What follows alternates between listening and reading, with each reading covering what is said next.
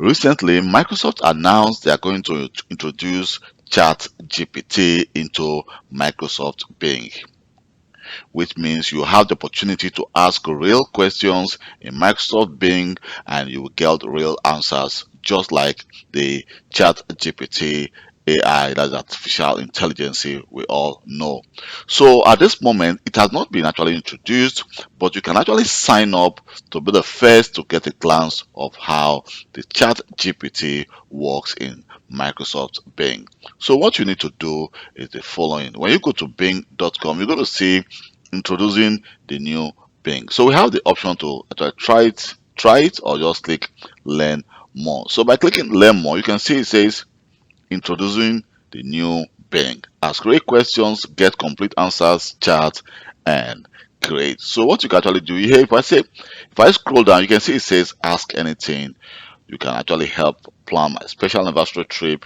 What art ideas can I do with my kids?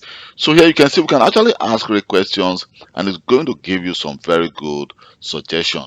So if, for example, I just decide to join the waiting list, and here you can see it says great, you are on the waiting list. But right now I'm not asked to actually produce my email address. Why? Because you can see that I've already log on to Bing. You can see that's my name there with my photo.